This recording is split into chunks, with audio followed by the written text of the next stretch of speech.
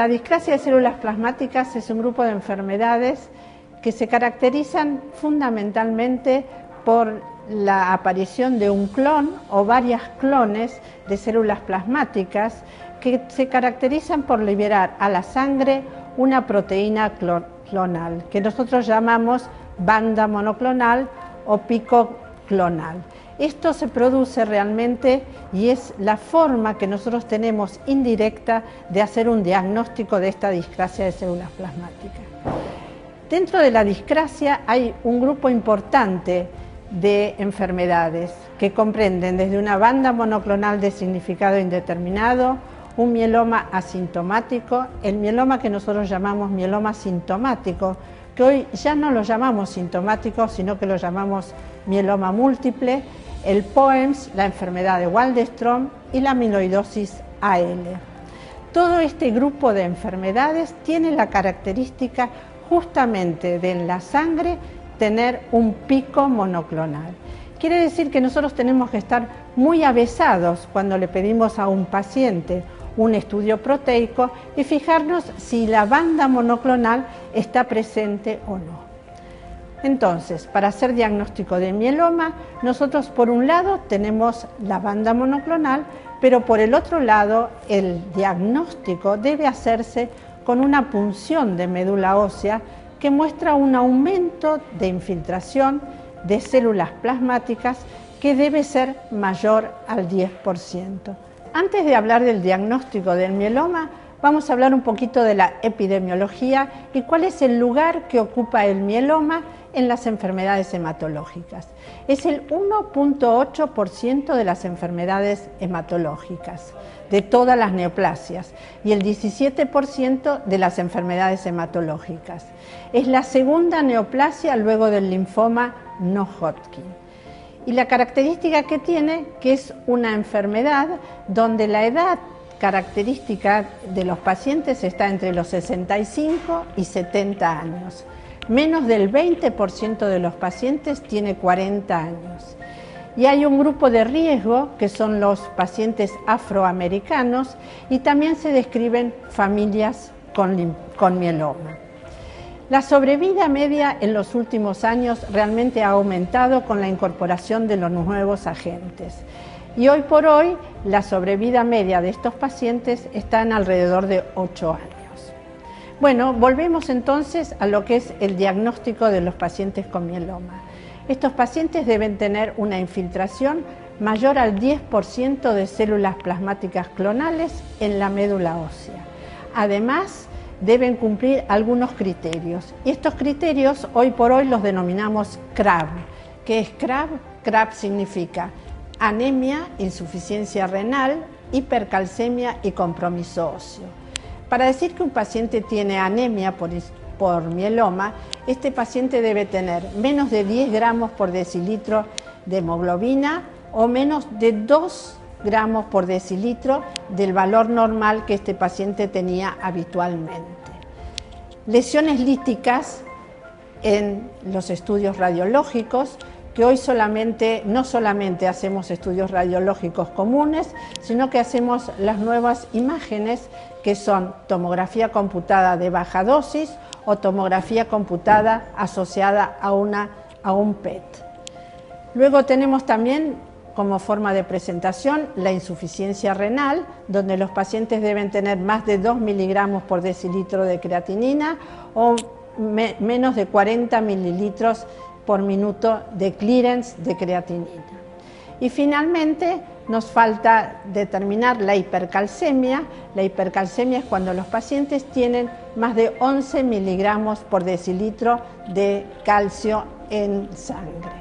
Quiere decir que cualquiera de estas identificaciones, ya sea la insuficiencia renal, la anemia, la hipercalcemia o las lesiones óseas, asociada con la infiltración del más del 10% de células plasmáticas clonales en la médula ósea, nos hacen sospechar fuertemente la presencia del mieloma. Pero entonces, ¿qué pasa con la banda monoclonal o el pico monoclonal? ¿Está presente o no presente? No lo necesitamos para el diagnóstico del mieloma. Lo que hace que esté presente o no es categorizar al mieloma múltiple en secretor o no secretor. Solamente el 4% de los pacientes pueden tener un mieloma no secretor. Quiere decir entonces, repitiendo y para recordar, muy importante, infiltración de células plasmáticas clonales en la médula ósea, más lo que llamamos CRAB. Pero todos estos pacientes deben ser tratados al momento del diagnóstico. Pero hay otro grupo de pacientes que son pacientes asintomáticos que también deben ser tratados y que nosotros en la jerga hematológica los llamamos Slim CRAB. ¿Y qué significa esto? Estos son pacientes que son absolutamente asintomáticos, tienen más del 60% de infiltración de células plasmáticas en la médula ósea como única forma de hacer el diagnóstico, pueden tener una relación de cadenas livianas libres mayor al 100 y tienen más de una lesión lítica en la resonancia nuclear magnética. Estos tres últimos datos que hemos dado son datos muy importantes porque los pacientes son pacientes asintomáticos, pero que requieren un tratamiento. Entonces uno se pregunta, ¿por qué si estos son pacientes asintomáticos requieren un tratamiento? Porque la evolución, al tener más del 60% de infiltración de células plasmáticas o un ratio de cadenas livianas mayor a 100 o tener más de una lesión lítica en la resonancia nuclear magnética, hace que estos pacientes progresen a los 2 años en un 85%. ¿Y cuál es el inconveniente de esto de que estos pacientes progresen?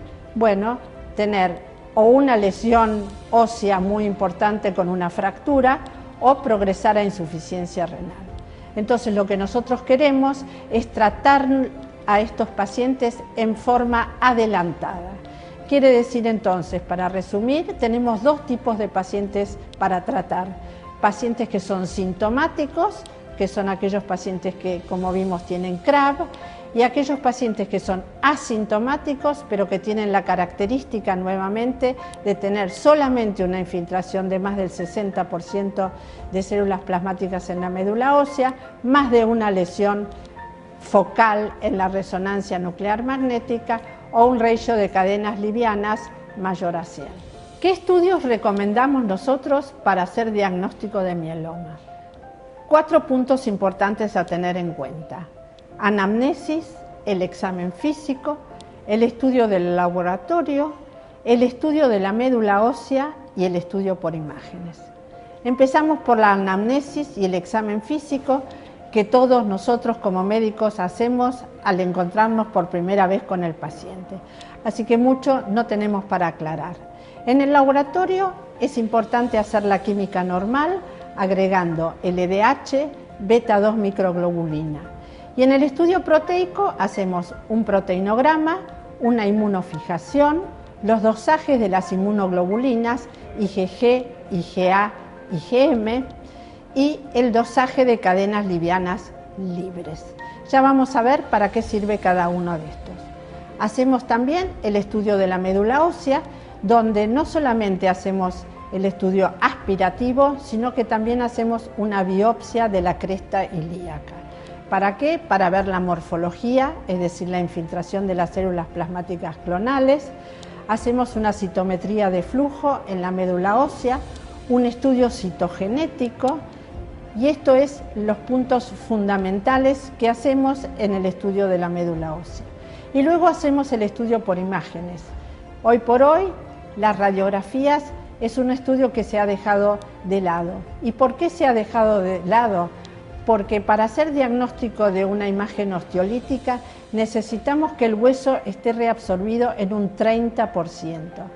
Quiere decir que a veces resulta muy difícil ver una imagen osteolítica, inclusive en un lugar no adecuado. Por ejemplo, en el esternón o por ejemplo en las clavículas, a veces con la superposición de las imágenes resulta difícil. Por eso hoy la recomendación de la International Myeloma Working Group es realizar una tomografía computada de baja dosis o un PET-TC. Con esto no solamente hacemos diagnóstico de imágenes osteolíticas, sino que también podemos evaluar el compromiso extramedular. ¿Qué quiere decir el compromiso extramedular? Quiere decir el compromiso del mieloma en lugares fuera de la médula ósea. Por ejemplo, compromiso hepático, compromiso pulmonar, compromiso de la piel. Todo esto se puede hacer diagnóstico con un PET-TC. Entonces, volviendo al estudio proteico, es muy importante observar en el proteinograma. ¿Qué vemos en el proteinograma? Identificamos la banda monoclonal o el pico monoclonal. Y con esto, y en el proteinograma, el bioquímico nos informa la presencia de la banda monoclonal y allí también nos podrá decir cuánto mide esta banda monoclonal. El dosaje de la banda monoclonal es muy importante y esto es algo que los hematólogos debemos reclamar en el laboratorio. ¿Por qué? Porque el dosaje de la banda monoclonal nos servirá primero para hacer diagnóstico, segundo, en el seguimiento del paciente a la respuesta al tratamiento. Si la banda monoclonal empieza a descender, uno sabe que está en el camino correcto. Quiere decir, proteinograma, diagnóstico de banda monoclonal y dosaje de banda monoclonal. Y luego hacemos una inmunoelectroforesis. ¿Para qué sirve la inmunoelectroforesis? Para saber cuáles son las inmunoglobulinas comprometidas. Podemos tener una IgG, una IgA o una IgM y estas pueden ser kappa o lambda. Lo importante es que cada una, digamos, si tenemos el compromiso de la IgG, no puede ser kappa y lambda, tiene que ser IgG kappa o IgG lambda. Esto es importante a tener en cuenta. Y luego entonces tenemos que dosar también las inmunoglobulinas, dosaje de IgG, IgA e IgM. Finalmente pedimos el dosaje de cadenas livianas libres y categorizo muy bien la palabra de libres porque hasta hace un tiempo nosotros hacíamos cadenas livianas completas y esto no nos sirve para hacer el diagnóstico. Siempre tenemos que tener en cuenta las cadenas livianas libres kappa o lambda, que son las que, si están muy elevadas y como único mecanismo, recuerdan que nosotros habíamos dicho que tener un ratio de cadenas livianas kappa o lambda mayor a 100 hacía que nosotros debiéramos tratar el paciente. ¿Por qué? Porque estas cadenas livianas lesionan el riñón. Entonces, cuando tenemos las cadenas livianas muy elevadas, es muy probable que estos pacientes tengan lesión renal. Es por eso el diagnóstico debe hacerse y debe tratarse precozmente. Luego del estudio proteico, entonces, habíamos dicho también en la bioquímica tener en cuenta la LDH, la beta-2 microglobulina y la albúmina. ¿Y por qué tener en cuenta la albúmina y la beta-2 microglobulina? Para estadificar a los pacientes. Los mielomas se estadifican en estadio 1, 2 o 3 de acuerdo a la albúmina o la beta-2 microglobulina. En el estudio proteico habíamos visto el estudio de la sangre. Vuelvo a repetir, proteinograma, inmunofijación, dosajes de inmunoglobulinas y dosajes de cadenas livianas.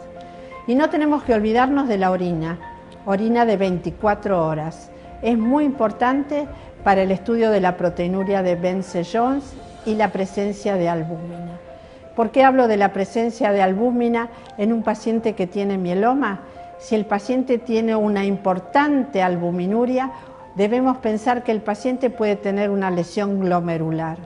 Y si tiene una pequeñísima banda monoclonal con una albuminuria muy importante y una lesión glomerular, debemos pensar o por lo menos saber si el paciente no tiene además un diagnóstico de amiloidosis AL. Después del estudio proteico, entonces hacemos el estudio de la médula ósea. ¿Qué vamos a ver en el estudio de la médula ósea? Como vimos, la morfología, la infiltración de las células plasmáticas clonales. ¿Y por qué me refiero tanto a la clonalidad? ¿Y cómo hacemos diagnóstico de clonalidad? La podemos hacer por inmunohistoquímica, teniendo las cadenas livianas kappa y lambda y además marcando los plasmocitos con CD138 o CD38. Y luego pedimos una inmunomarcación, esto es lo que le pedimos al patólogo, o hacemos una citometría de flujo.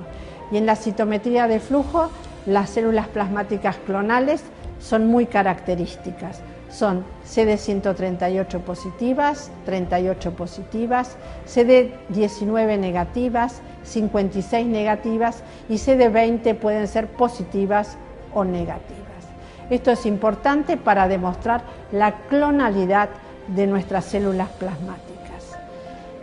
Y tenemos también que hacer un estudio citogenético, pero fundamentalmente un estudio de FISH. ¿Qué quiere decir un estudio de FISH? A pesar de que uno piensa que es un pescado, pero no es un pescado, sino que es un estudio de hibridización. Y aquí podemos identificar algunas translocaciones que son muy importantes y que nos dan el riesgo del paciente. Ya voy hablando entonces de que los pacientes pueden dividirse en dos grandes grupos, un paciente con riesgo estándar o un paciente con alto riesgo. Esto nos va a ayudar el FISH a determinar qué grupo de pacientes tenemos frente a nosotros. Aquellos pacientes que son de alto grado son pacientes que pueden tener una deleción de la P53, una translocación 414, 1416 o 1420. El resto de las translocaciones son pacientes que tienen un riesgo estándar. Entonces tenemos que unir realmente el estudio citogenético o el estudio de FISH, como les acabo de decir, con el estudio que hicimos en bioquímica, es decir, el dosaje de la beta-2 microglobulina y de la albúmina. Con los dosajes de beta-2 microglobulina y albúmina dividimos a los pacientes, como vimos, en 3 estadios. Y hoy sabemos que esto se llama ISS. Ya en este año, digamos a partir del 2015, hablamos de un ISS revisado que agrega al estudio de FISH a cada uno de los estadios. Una vez que tenemos entonces estadificado al paciente, primero por supuesto diagnosticado, segundo estadificado, sabemos si el paciente es un estadio 1, 2 o 3 y sabemos si es un paciente de riesgo estándar o un paciente de alto riesgo, debemos realmente indicar el tratamiento. Pero antes de hablar de tratamientos, vamos a saber cómo evaluamos la respuesta al tratamiento, porque esto es un punto muy importante. Si nosotros comenzamos a dar un tratamiento y el paciente no responde, ¿cómo evaluamos esto? Bueno, lo evaluamos justamente con el estudio proteico. Por eso la insistencia tan importante en hacer un dosaje de la banda monoclonal. Esto nos va a ayudar a saber cómo va funcionando el tratamiento. Si el tratamiento es el tratamiento adecuado y el paciente entra en remisión, la banda monoclonal entra en descenso y puede llegar a desaparecer.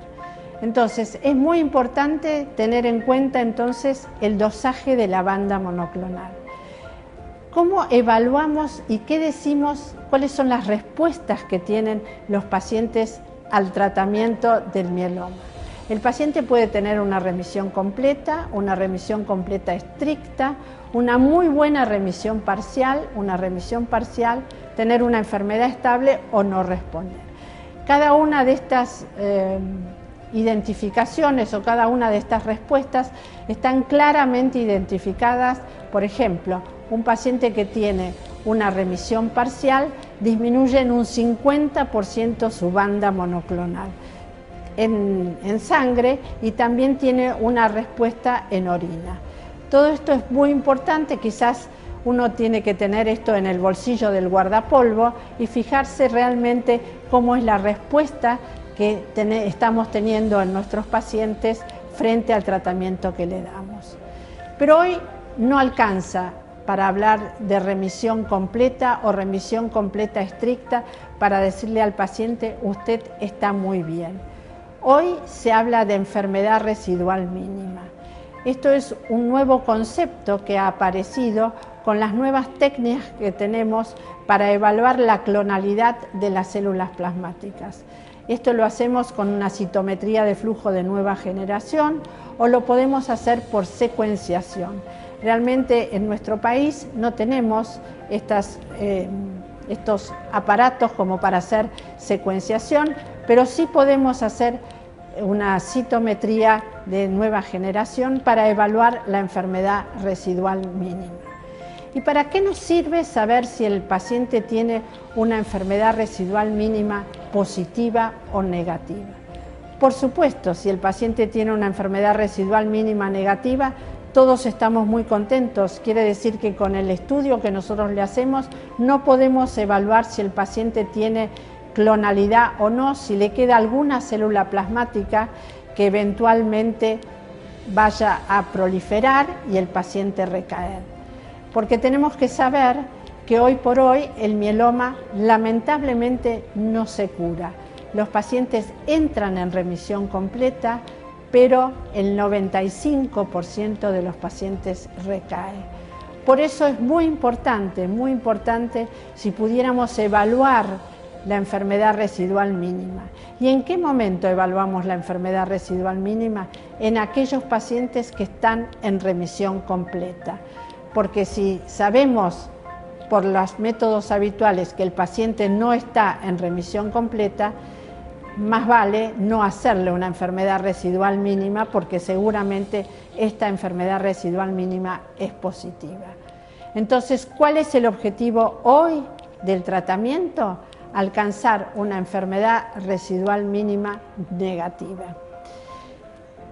No es fácil en nuestro país hacer esta evaluación, pero debemos de todas maneras tratar de hacerlo y de unificar criterios para la mejor evaluación de estos pacientes.